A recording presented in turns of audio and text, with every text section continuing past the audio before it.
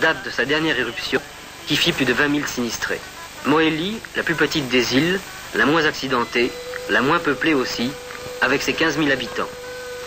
Anjouan, la plus sauvage, la plus montagneuse, la plus arrosée, la plus riche en agriculture, compte 125 000 habitants.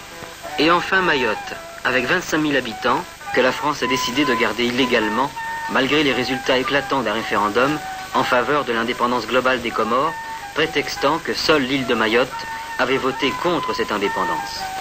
L'archipel des Comores est un et indivisible, dit en préambule le petit livre rouge de la Constitution des Comores. Mais la Constitution comorienne garantit bien d'autres aspects de la nouvelle société. Et en particulier, comme le dit le frère président Ali Souali, sa solidarité envers tous les peuples en lutte contre le racisme et l'oppression. Son attachement aux valeurs authentiques de la religion islamique, valeurs qui impliquent la lutte contre l'exploitation de l'ignorance et de la crédulité par le charlatanisme.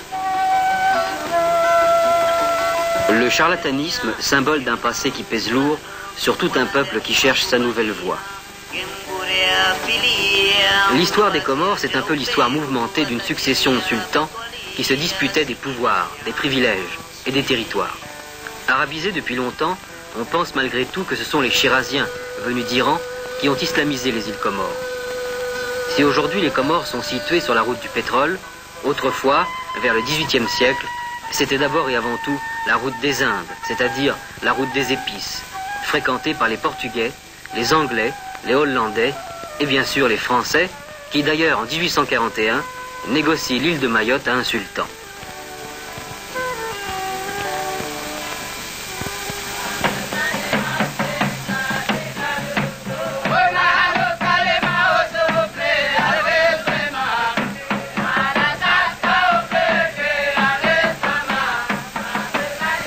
En 1886, les trois îles sont placées sous protectorat français par les sultans qui voulaient se protéger des envahisseurs venus d'Afrique orientale. En 1912, les 4 îles deviennent colonies françaises, mais c'est une formalité.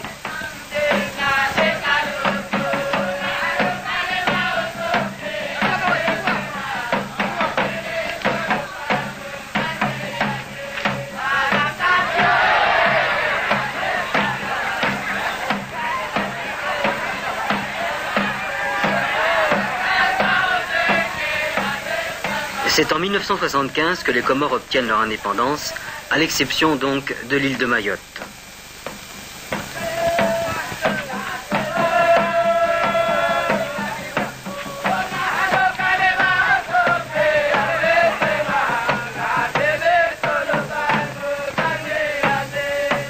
Mais qu'est-ce que les Français ont fait aux îles Comores pendant 130 ans?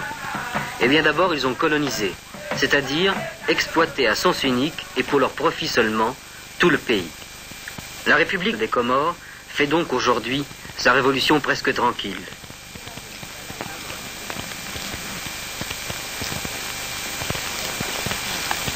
Écoutons les réflexions successives de 5 Comoriens ayant des responsabilités différentes dans ce pays. Ils expliquent pourquoi, au fond, les Comores ont voulu changer quelque chose. Nous étions en esclavage. Nous avons la France qui était dans notre pays et qui vivait à son aise, et que nous, les Comoriens, on n'avait pas ni la voix, ou la population elle-même est à 90% de travailleurs, surtout laboureurs ou des cultivateurs. Il était inconcevable de voir un pays qui puisse vivre avec des lois françaises. Loi qui était faite à Paris? Les lois qui étaient faites à Paris sans la consultation du Comorien. Le Comorien était obligé de suivre cette loi parce que pour nous c'était une loi imposée. On apprenait l'histoire de France, on apprenait aux enfants que nos ancêtres sont les Gaulois, etc. etc. Alors que les petits devraient quand même apprendre l'histoire de leur pays avant d'aller plus loin. Les Comores ont vécu pendant toute la période coloniale dans un état d'isolement total en tant qu'insulaire. Et le gouvernement de l'État français n'a rien fait pour faire des Comores un pays qui soit connu, ayant des relations. Les paysans étaient toujours menacés. Les paysans payaient les impôts pour la ville, pour le colon. Donc, étant un fils du paysan, je n'arrivais pas à avaler cet état des choses, bien que je m'étais préparé à lutter contre la ville, à lutter contre le colonialisme.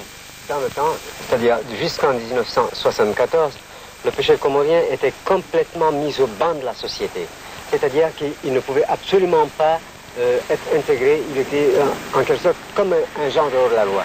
Il ne pouvait pas faire partie de quoi que ce soit et il ne pouvait même pas disposer de sa propre pêche. Aucun peuple au monde n'accepte de vivre dans l'asservissement indéfiniment. Et on ne construit pas un peuple, on ne construit pas un pays, une nation, surtout un pays en 24 heures. Viva Comoro,